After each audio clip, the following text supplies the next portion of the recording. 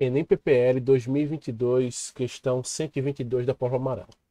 Em muitos animais, machos e fêmeas da mesma espécie, co-específico, né, apresentam diferenças morfológicas, ou seja, na sua forma ou comportamentais evidentes. Um exemplo clássico de dimorfismo sexual, que é dimorfismo, é quando você enxerga duas formas, né? Ou seja, o macho tem uma forma e a fêmea tem outra forma, outro formato. É o caso do pavão, em que o macho possui cauda vistosa e penas coloridas, as quais estão ausentes nas fêmeas. Em outras espécies, os machos possuem chifres, garras ou dentes maiores do que as fêmeas e utilizam essas estruturas em combates físicos para defender territórios e ter acesso a fêmeas co-específicas, são fêmeas da mesma espécie, e receptivas, beleza? Esse padrão de dimorfismo, né, a gente também chama de dimorfismo sexual, porque é entre macho e fêmea essa diferença, evolui por causa de quê? Letra A, porque desenvolve-se no processo direcional de deriva genética. O que é deriva genética, gente? Então, o nome é quando o genoma da espécie ele está derivando, ele está indo em direção a um determinado local. A gente não está enxergando isso aqui está estável. O que é uma deriva genética? Vou dar um exemplo. A resistência bacteriana é um exemplo clássico de deriva genética, onde cada vez mais, quanto mais pressão você coloca nas bactérias com antibióticos, todo mundo usando antibiótico, antibiótico caindo em tudo que é lugar, nos rios, indo pelo esgoto abaixo, isso está direcionando as bactérias a ficarem cada vez mais resistentes. Há uma mudança na frequência dos alelos, os alelos de resistência vão ficando cada vez mais frequentes. A gente não está enxergando isso aqui. Isso aqui já está muito bem estável. Se houvesse deriva genética, nesse caso aqui, você veria a cada geração, por exemplo, machos com o chifre maior, cada vez ficando maior ou mais diferenciado, mas não, já está estável. Né? Então o que causa esse dimorfismo é outra coisa, não é a deriva genética.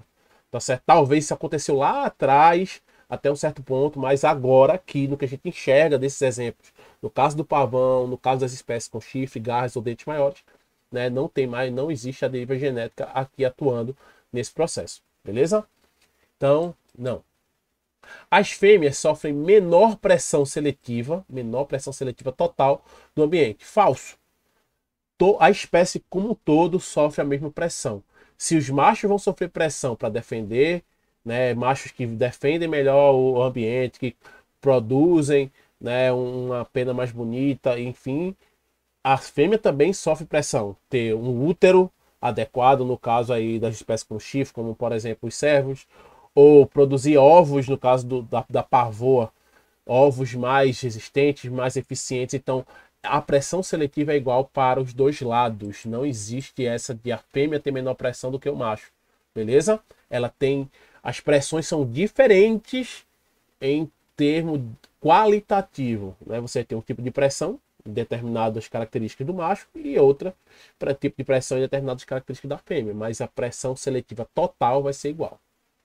Machos e fêmeas co-específicos, ou seja, da mesma espécie, são fenotipicamente distintos.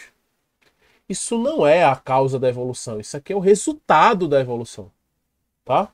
Então esse dimorfismo evolui por causa de alguma coisa que a gente vai falar daqui a pouco, né?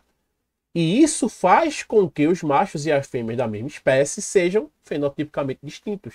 Isso aqui é o resultado dessa evolução e não a causa dessa evolução, beleza?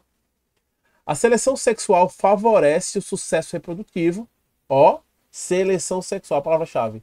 Favorece o sucesso reprodutivo individual de machos dimórficos, ou seja, machos que são diferentes das fêmeas vão ter atributos diferentes das fêmeas que vai fazer com que eles tenham certas funções, consiga certas coisas. Por exemplo, no caso do pavão, por ele ter penas, né, diferentes da fêmea, e aí isso vai fazer com que tais fêmeas, né, elas tenham um maior interesse por aquele macho. Né? Existe a teoria do filho sexy, a gente chama na biologia, onde a fêmea olha para o macho, imagina que ela tem 5 machos para escolher, e aí a fêmea ela vai pensar, com qual macho eu vou ter filhos mais bonitos e os meus filhos vão ter mais sucesso evolutivo, meus genes vão, né, continuar aí por mais gerações. Né? Então isso favorece, é isso que faz com que os machos eles sejam diferentes das fêmeas. Ah, quando a fêmea olha, eu tenho 5 machos, imagina um macho com chifre, imagina uma vaca olhando para os bois. E aí esse boi aqui tem um chifre mais forte, um chifre que vai garantir uma maior defesa do território. Os meus filhos machos vão ter um tipo de chifre daquele, eles vão ter mais sucesso. Então o nome disso é seleção sexual. É quando a fêmea, ou o macho, se for o contrário, ela escolhe devido a atributos. Então esses atributos vão sendo selecionados ao longo das gerações. Isso é uma evolução, então a evolução mantém essa diferença entre macho e fêmea. O nome disso é seleção sexual. Então é letra D, beleza? Por que não é letra E? O material genético dos machos dimórficos, os machos diferentes da fêmea, é mais susceptível a mutações. Não. Tanto o macho quanto a fêmea vai ter a sua, né, sensibilidade, vão ser igualmente susceptíveis a mutações gênicas. Não existe diferença. Não vai existir diferenças de susceptibilidade a mutações genéticas. Beleza? Então, é isso, letra D. Uma questão bem mais complexa, onde o aluno tem que saber alguns conceitos mais avançados de evolução, principalmente no que toca a deriva genética, né? Entender o que é a seleção sexual. E é isso. Se eu te ajudei de alguma forma, deixa o like no vídeo, se inscreve no canal e qualquer dúvida põe aí nos comentários que a gente tenta debater aí e ajudar você com a dúvida, beleza? Valeu!